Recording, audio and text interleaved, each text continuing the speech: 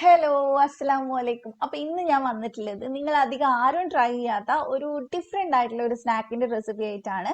നമുക്ക് വീട്ടിൽ എപ്പോഴുള്ള കുറച്ച് സാധനങ്ങളൊക്കെ വേണ്ടുള്ളൂ ഇത് ചെയ്യാനായിട്ട്. അപ്പൊ എല്ലാവരും ട്രൈ ചെയ്ത് നോക്കുക. അപ്പൊ ആദ്യത്തെ ചാനൽ കാണുന്നവരുണ്ടെങ്കിൽ ഒന്ന് സബ്സ്ക്രൈബ് ചെയ്ത് സപ്പോർട്ട് ചെയ്യുക. അപ്പൊ നമുക്ക് വീഡിയോയിലോട്ട് പോവാം. അപ്പൊ ആദ്യം തന്നെ നമ്മൾ ഒരു കടായി ചൂടാക്കാൻ വെച്ചിട്ടുണ്ട്. അതിലേക്ക് നമ്മൾ 1 ടീസ്പൂൺ നെയ്യും അതുപോലെ തന്നെ കുറച്ച് അണ്ടിപ്പരിപ്പും മുന്തിരി ഇട്ട് കൊടുക്കുന്നുണ്ട്. എന്നിട്ട് നന്നായിട്ട് ഇതൊന്ന് ഫ്രൈ ആയിട്ട് എടുക്കണം. നിങ്ങളുടെ കയ്യിൽ എത്ര ഉണ്ടോ അതിനനുസരിച്ച് ഇട്ട് കൊടുത്താൽ മതി, അളവൊന്നും പറയണില്ല. പിന്നെ നമ്മൾ ഇതിനകത്തോട് ചേർക്കുന്നത് 3 ക്യാരറ്റ് ഗ്രേറ്റ് ചെയ്തെടുത്തതാണ്. ഒരു മീഡിയം സൈസുള്ള ക്യാരറ്റാണ് ഞാൻ എടുത്തിട്ടുള്ളത്. അപ്പൊ ഇനി നമ്മൾ നന്നായിട്ട് ഇതൊന്ന് വഴറ്റിയെടുക്കും. ഒരുപാട് നേരമൊന്നും വേണ്ട ക്യാരറ്റ് വെന്ത് വരാനായിട്ട്. അത് ഒത്തിരി അങ്ങ് വേവിക്കേണ്ട ആവശ്യമില്ല. ആ ഒരു പച്ച മണം ഒന്ന് മാറി കിട്ടിയാൽ മതി. അപ്പൊ നന്നായിട്ട് നമുക്ക് മീഡിയം ഫ്ലെയിമിൽ വെച്ചിട്ട് ഇതൊന്ന് മിക്സ് ചെയ്തെടുക്കാം. അപ്പൊ ചെറുതായിട്ട് അതൊന്ന് ഉടഞ്ഞു വരുന്ന സമയത്ത് നമ്മൾ ഇതിലേക്ക് പഞ്ചസാര ചേർത്ത് കൊടുക്കുന്നുണ്ട്. അപ്പൊ ഞാൻ 3 ടീസ്പൂൺ ആണ് ചേർക്കുന്നത്. അപ്പൊ മധുരം നോക്കിയിട്ട് ചേർക്കും. ഒത്തിരി ആയി കഴിഞ്ഞാലും വലിയ രസം ഉണ്ടാവില്ല. പിന്നെ മധുരം ഇഷ്ടമുള്ളവർക്ക് ചിലപ്പോൾ അത് കുഴപ്പമുണ്ടാവില്ല. അപ്പൊ നിങ്ങൾ നോക്കിയിട്ട് ചേർക്കുക. പിന്നെ അതുപോലെ തന്നെ 1/2 ടീസ്പൂൺ ഏലക്ക പൊടിച്ചത് ചേർത്തിട്ടുണ്ട്. അതും കൂടെ ചേർത്തിട്ട് നന്നായിട്ട് മിക്സ് ചെയ്യുക. ഇനി ഇതൊന്ന് ചെറുതായിട്ട് കുക്ക് ആവുന്ന സമയത്ത് നമ്മൾ ഇതിലേക്ക് ചേർക്കുന്നത് പാലാണ്. പാലിന് പകരം പാൽപ്പൊടി ആയാലും കുഴപ്പമൊന്നുമില്ല. അപ്പൊ ഏകദേശം 1 ടേബിൾ സ്പൂൺ ഞാൻ ചേർത്ത് കൊടുക്കുന്നുണ്ട്. ഇത് ഇനി പാലൊന്ന് വറ്റിച്ചെടുക്കുക, അത്രേ പണിയുള്ളൂ.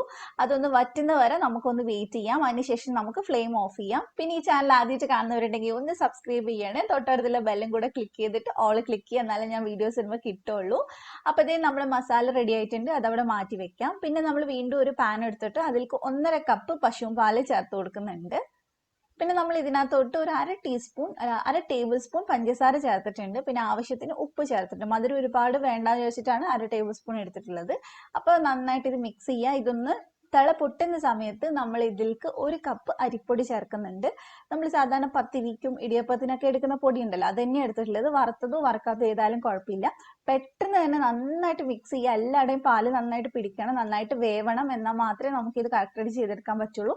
അപ്പൊ ഏറ്റവും ലോ ഫ്ലെയിമിൽ വെച്ചിട്ട് വേണം നമ്മൾ ഇത് ചെയ്യാനായിട്ട്. അപ്പൊ നന്നായിട്ട് ഫുൾ ആയിട്ട് ഒന്ന് മിക്സ് ചെയ്തെടുത്തതിന് ശേഷം നമുക്ക് ഇത് അടച്ചു വെച്ചിട്ട് ഒരു 2 മിനിറ്റ് ഒന്ന് വെക്കാം. അതിനുശേഷം പിന്നെ ചെറുതായിട്ട് ചൂടാറിയതിന് ശേഷം തുറന്നാൽ മതി. ഇപ്പൊ ഇനി നമുക്കൊന്ന് കുഴച്ചെടുക്കാം. നമ്മൾ പത്തിരിക്കൊക്കെ ചെയ്യുന്ന പോലെ തന്നെ ചൂടോടെ തന്നെ കുഴച്ചെടുക്കാൻ നോക്കുക. കൈയൊന്ന് വെള്ളത്തിൽ മുക്കിയിട്ട് കുഴച്ചെടുക്കുകയാണെങ്കിൽ പെട്ടെന്ന് നമുക്ക് കുഴച്ചെടുക്കാൻ പറ്റും. നന്നായിട്ട് കുഴച്ചാലേ നല്ല സോഫ്റ്റ് ആയിട്ട് കിട്ടുള്ളൂ. എന്നാലേ നമുക്ക് നന്നായിട്ട് ഇത് ചെയ്തെടുക്കാനും പറ്റുള്ളൂ. അപ്പൊ നന്നായിട്ട് ഇതേപോലെ ഒന്ന് കുഴച്ചെടുക്കുക. നമുക്ക് പെട്ടെന്ന് റെഡിയാക്കാൻ പറ്റുന്നതാണ് കേട്ടോ. ഒത്തിരി നേരമൊന്നും വേണ്ട. അപ്പത്തേ ഞാനിത് 2 ബോൾ ആക്കിയിട്ടുണ്ട്. എന്നിട്ട് അതിലൊരു ബോൾ നമുക്കൊന്ന് പരത്തിയെടുക്കാം.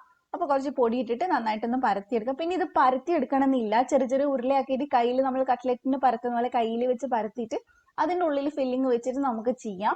അതൊക്കെ നിങ്ങളുടെ ഇഷ്ടത്തിനനുസരിച്ച് ചെയ്യാം. ഞാൻ ജസ്റ്റ് ഒന്ന് പരത്തിയിട്ട് ഒരു ഷേപ്പ് കിട്ടാൻ വേണ്ടി പരത്തി ചെയ്യുന്നതേ ഉള്ളൂ. അപ്പൊ അത് നല്ല തിന്നായിട്ട്, എത്രത്തോളം തിന്നായി പരത്താൻ പറ്റും അത്രയും തിന്നായി പരത്തുക. എന്നിട്ട് നമ്മൾ ഇതേ റൗണ്ട് ആയിട്ട് കട്ട് ചെയ്യുന്നുണ്ട്. കുറച്ച് വലുപ്പമുള്ള റൗണ്ടാണ് ഞാൻ ചെയ്തിട്ടുള്ളത്. ഇതേപോലെ ഒന്ന് കട്ട് ചെയ്തെടുക്കുക. അതിനുശേഷം നമ്മൾ അതിൽ നിന്ന് ഒരു പീസ് എടുത്തിട്ടുണ്ട്. ഇതിലേക്ക് നമ്മൾ നേരത്തെ ഉണ്ടാക്കി വെച്ചിട്ടുള്ള ക്യാരറ്റിന്റെ മസാല വെച്ചു കൊടുക്കുകയാണ്. എന്നിട്ട് നമ്മൾ നന്നായിട്ട് ഇതേപോലെ ഒന്ന് ചെയ്ത് കൊടുക്കുക. എവിടെയെങ്കിലും ചെറുതായിട്ട് പൊട്ടലുണ്ടെങ്കിൽ ഒന്ന് നന്നായിട്ട് അവിടെ പ്രസ് ചെയ്ത് കൊടുത്താൽ മതി. അതെ, ഇതേപോലെ എല്ലാം ഒന്ന് ചെയ്തെടുത്താൽ മതി. ഇത് തന്നെയാണ് ഞാൻ പറഞ്ഞത്, കയ്യിൽ വെച്ച് പരത്തിയിട്ട് അതിൻ്റെ ഉള്ളിൽ മസാല വെച്ചിട്ട് ഇതേ ഷേപ്പിൽ തന്നെ നമുക്ക് ചെയ്തെടുക്കാം.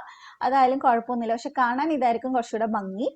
അപ്പൊ ഇനി നമ്മൾ എല്ലാം ചെയ്തെടുത്തതിന് ശേഷം ഒരു മാവ് ഉണ്ടാക്കുന്നുണ്ട്. കാരണം നമ്മൾ കുറച്ചു നേരം വെക്കുന്ന സമയത്ത് ചിലപ്പോൾ അരിപ്പൊടി ഡ്രൈ ആയിട്ട് സ്ക്രാച്ച് വരാൻ സാധ്യതയുണ്ട്. അപ്പൊ എണ്ണയിലിടുന്ന സമയത്ത് മസാല ഒന്നും പൊട്ടിപ്പോവാണ്ടിരിക്കാൻ വേണ്ടിയിട്ട് നമ്മൾ മൈദ വെച്ചിട്ട് ഒരു ചെറിയ ബാറ്റർ ഉണ്ടാക്കും. നമ്മൾ ദോശക്കൊക്കെ ഉണ്ടാക്കുന്ന മൈദ ബാറ്റർ ഇല്ലേ, അത് തന്നെ ചെയ്തെടുത്താൽ മതി. കുറച്ച് മൈദയും വെള്ളം കൂടെ കലക്കിയിട്ട് എന്നിട്ട് നമ്മൾ ഇതിലേക്ക് മുക്കിയിട്ട് എണ്ണയിലിട്ട് ഫ്രൈ ചെയ്തെടുക്കുകയാണ് ചെയ്യുന്നത്. മൈദന്റെ ബാറ്റർ ഒരുപാട് ലൂസായി പോകരുത്. നമ്മുടെ ദോശന്റെ പരുവത്തിൽ തന്നെ ചെയ്യണം. അപ്പൊ എല്ലാം നമുക്ക് അതിലേക്ക് മുക്കിയിട്ട് ഫ്രൈ ചെയ്തെടുക്കാം. അപ്പൊ ഇങ്ങനെ ചെയ്യുന്ന സമയത്ത് നല്ല സേഫ് ആണ്. നമുക്ക് മസാല പൊട്ടുകയോ ഒന്നും ഉണ്ടാവില്ല. നല്ല അടിപൊളിയായിട്ട് നമുക്ക് കിട്ടും. നല്ല ഷേപ്പും ഉണ്ടാവും. അപ്പൊ നമ്മൾ ഇതിന് തിരിച്ച് മറിച്ചു വിട്ടിട്ട് ഒന്ന് ഫ്രൈ ചെയ്തെടുക്കുകയാണ്. ഒരു ലോ ടു മീഡിയം ഫ്ലെയിമിൽ ഇട്ടിട്ട് ചെയ്താൽ മതി. കാരണം ഉള്ളും ചെറുതായിട്ടൊന്ന് വേവാനുണ്ട്.